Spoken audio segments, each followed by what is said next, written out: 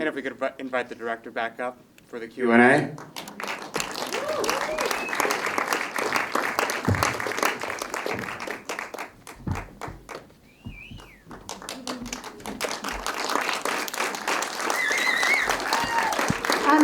Our director of photography is here too. Oh.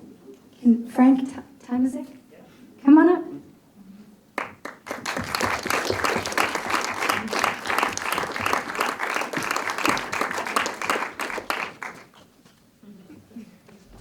Such a moving, very real film and very funny. Thank you. Yeah, congratulations. That's really beautiful, really moving. What a great cast. And a Yeah, beautiful great. script. Oh, thank you. Thank you. Do you want to just ask? Yeah, we could just get to the audience and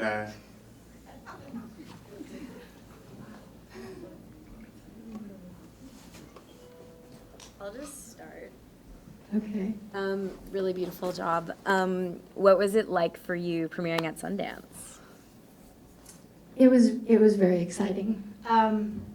I did get very sick in the middle, and it was very stressful finishing. It wasn't. They accepted the rough draft, so I was working up until our premiere, and it was exciting, but it was stressful.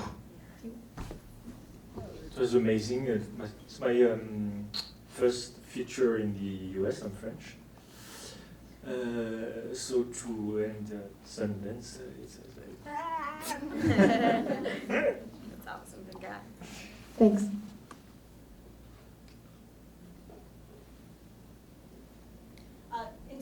It's a beautiful, very layered story script, and I'm curious, did you start with a particular layer, or did you know all the layers? I worked on the script for a really long time because it took me a really long time to get this film made. So actually, by the time I was shooting it, I was almost like over the script. So it was kind of difficult in that sense because I started really when my daughter was an infant. I joined a parenting group, and what started out as like a really innocent group of parents and babies. It went on for years, and our kids started to grow up, and I watched all these marriages dissolve in this group, and it was like a unofficial group therapy, and that sort of started me thinking about this script. And then I moved to Los Angeles from New York, and I was living, Los Angeles is like a one big suburb, and I have a kind of a phobia of the suburbs, and there I was living with, I had 3 kids by that time, and I was I guess I was just purging my fears of being a mother, and kind of wanted to write also what I felt was the feeling of being a mother in this kind of exaggerated way, but very real at the same time. And so that was sort of the first layer, I guess, of my thoughts about the script, if that answers your question. Jody Melnick. Such beautiful, moving, profound work and the way it's written in film. I'm just curious, you write your script, and as you're filming, do you allow your script to change? I do. I really do. I like to tailor the script to the actors that are cast. I'm constantly adapting the script because also the limitations. We have very low budget. We shot this in 15 days, and the lead actress was not working overtime. So it was like a really insane way to shoot this long of a script. Frank, you want to speak to that? yeah, it was stressful. It was like a tornado every day. Yeah. Very stressful because when you don't have like a shot of coverage, it's like maybe the scene doesn't work. So it's a challenge. Yeah. And but every day it was great to see the actors on set. It was a pleasure. Nettie? Yes, hi. I don't know how to fully express this, but I found the photography was part of almost the, like the exaggeration or the, I guess the exclamations, these little points of us breaking it up so subtly, almost like you didn't know that it was floating. I've never really seen that. It feels, you know, it's independent film, but it's not independent film. It was so beautifully balanced. And I don't, you know, you didn't have to say, it was like visual chapters through these personalities as well. Everybody seemed to be their characters. I can't believe it's 15 days that you filmed this in. It's I can't remarkable. either. I think the characters, Yeah, the the- actors loved it. I was looking at the movie, and there's a lot of scenes. It begins daylight and it ends night, and you don't see it. Like the car scene. Yeah.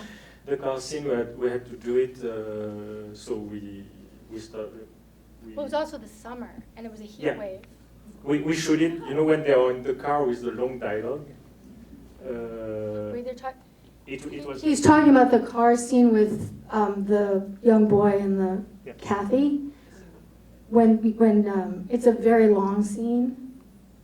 And we were on the heat wave outside, full sun on the parking lot, Yeah. covered by a But tent. it's a night scene. So you worked with nature? No, we put a tent over the Tent, car. yeah. So it looks like night, So it but looks we like were night. under a tent, like. And That's it was that's like why it 1,000 begins. degrees inside Yeah. that car when they're shooting. Yeah. When they were doing that scene, it was like 1,000,000 degrees in the car. Yeah. And so, I mean, it actually helped the scene because they were sweating profusely and it worked great, but it was like, we kept having to stop to open the doors, and but it was kind of like abusive. Leslie? There was this one little shot of a sprinkler. Uh-huh. That was so beautiful, it just flashed by, and I Yeah. wanted to see more. Well, you heard it, so I wanted to Yeah. see it at least once, because every time they're in the kitchen, the sprinklers are going, so. It was, the photography of that sprinkler was amazing. I don't know what. It's not mine. It's not. Thank you. There's a question right there. Oh, Maria? Is that Maria? Hi. I was just wondering, could you just tell us a little bit about your casting process and then also your rehearsal, if you had any rehearsal time or if they just came floating in? Maria asked about casting and also if we had rehearsal. Casting happened really when I was writing the script. I would do readings of the script, and I had a casting director actually help me cast the readings. The script went from actress to actress. I was trying to get like a big name attached, and originally this film was supposed to be like a $5 million movie. It sat around going from like agents off. I don't even know if these actresses read the script, but it was impossible. And I actually made another feature in the process, waiting for this to get made. And then after I made that, I was just like, I'm just gonna make it for no money. And there was one actress, Wendy McClendon-Covey, who was actually in the readings playing the sister. She was supposed to play the Gail part. And I was like, why don't I just use her, you know, as the lead? And she was really thrilled when I asked her to do it. And then I think right before we started shooting, she got really nervous.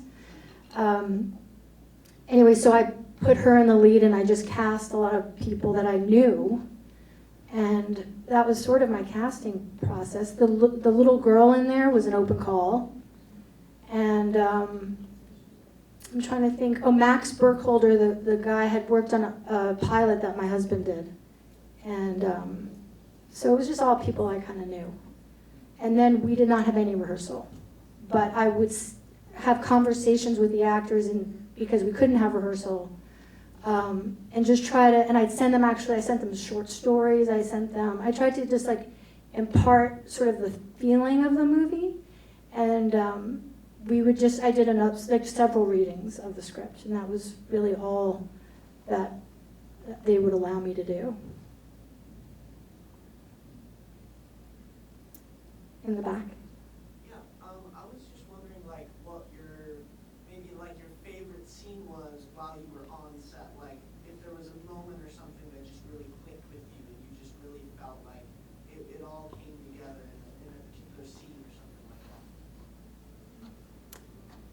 I think the scenes with Tara, the little girl, because she was so good. I mean, she was like, all her scenes, it was like one take and she was great. I mean, she's just such a natural.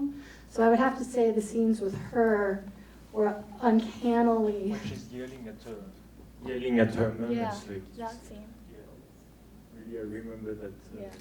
on set. It was amazing. I have a question. Kathy's going through such a crucible in the film, and I was wondering, in sort of writing the slings and arrows that she's going through, if there's anything that you put her through that surprised you.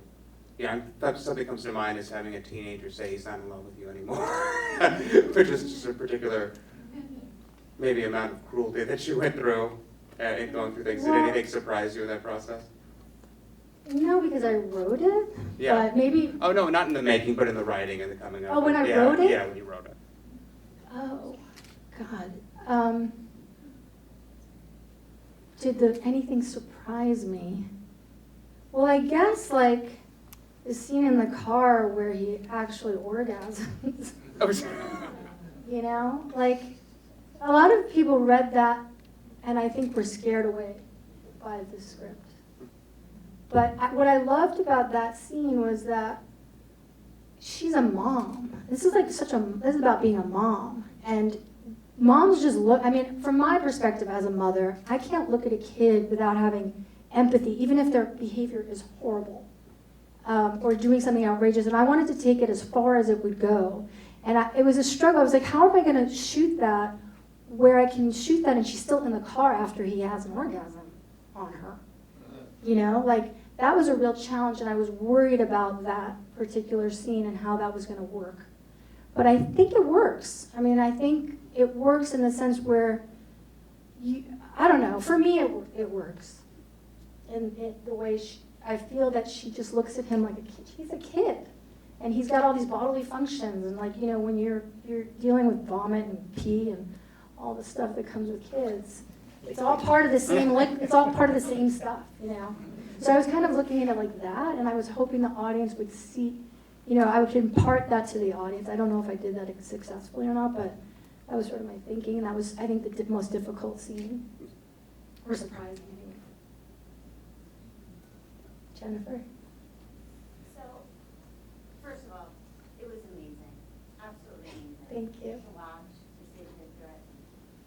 I knew that you had this moms group, but was some of this autobiographical? Because your relationships, like the mom and the dog, I mean, they were so spot on. When the mom or his wife watched him working out, like that exchange was so real. I don't know, I mean, I know like you heard stories about it, but is this kind of Well, I didn't your even hear own life? stories about it. It really came from like my worst fears, you know? It wasn't necessarily anyone's particular story. My anticipation, I started writing this when my daughter was like 9. And it was in anticipation of her becoming a teenager and losing that connection. And I think it's just like the fear, like, I'm in a long-term marriage, and I think in any long-term marriage you go through periods, with your kids too, where you're just estranged from them, and you don't relate to them, and you hate them, and you just, you know, and I wanted to write something about that period of time when you're feeling like completely alone in your family. And that interested me, and it also scared me, and I had heard somebody, before I wrote this, I heard a playwright say, his teacher, Marcia Norman, who's a playwright at Juilliard, said, write your worst fears. And so that was sort of my jumping off point. And then there's also, like, I had inspirations from some of my favorite films that I did not rewatch, but were in the back of my mind how I remembered them, like the movie Safe, the movie The Graduate, the movie Rear Window. Like, there was just like a lot of references in my memory. All That Jazz even, like I had all these ideas in my head, not that this film is any of them, but you definitely have like the older woman, younger boy dynamic, but in a different kind of way where he's pursuing her. So it's sort of like an exercise, you know, a kind of an indulgent exercise actually. Daniela. first of all, it was amazing. It was kind of hard to watch at times, and cringeworthy, and funny, and touching, and different. It was amazing. Thank you. And then, at any point, did you have like a different ending where you wrote that she did tell him the truth or something, or no? Like that's about her Well, affair. there was a different ending that I cut off actually, where you actually see the mother, her mother. Oh, yeah, the mother. Right. And there was like a whole thread in the script where there was a surprise party for the mother, and there's like this invitation, and you're sort of tracking this invitation, and the sister's, like the first scene with the sister, it's about this invitation, and it was shot, we shot it. And then at the very, very last scene, it's a surprise party for the mother, and they connect at the end. And it was actually a good scene. And the mother was great, but it was like not too wrapped up in a cute bow for me. I was not interested in that. And then it was also like making the film longer, having this stupid invitation like coming up and her doing stuff with this invitation. It just was completely not worth keeping.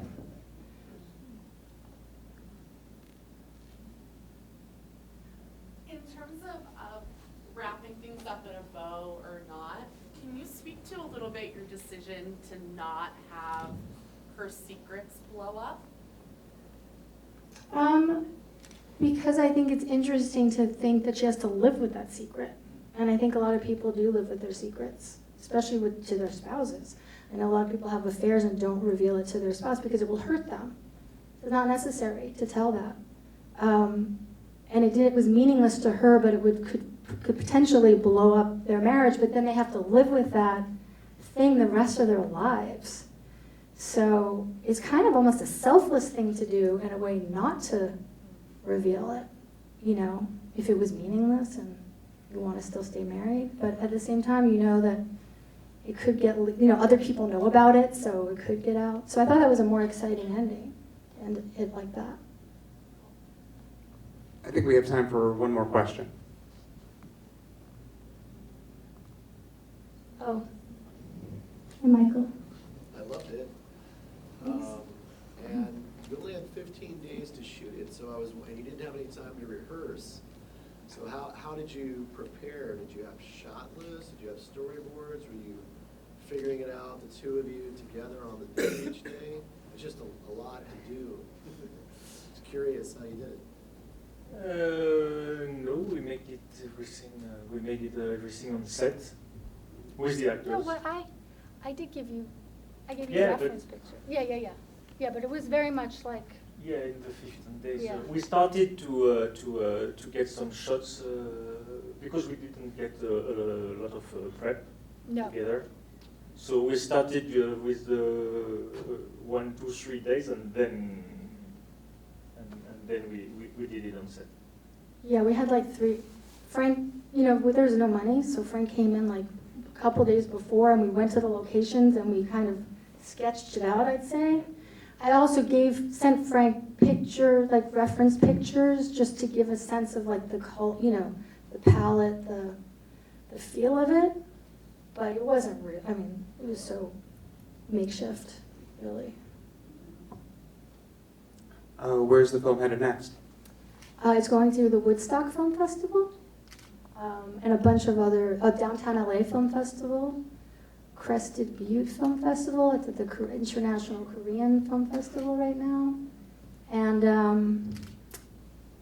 I can't remember. But there will be distribution. They're in negotiations right now. It's taking like a really long time. So I'm nervous about that, but there'll be some kind of distribution. And if people wanted to follow the film, see updates. Oh yeah, please go to there's an Imaginary Order Facebook page if you want to follow where the film will be. And if you like the film, you can go to the IMDb page and rate it or whatever. Just only if you like it. And last question, do you have anything in the works right now? I have a few projects that are just like seedlings, so I don't think anything's happening too soon. Okay. Okay. Great. Well, thank you both so much. Another big round of applause.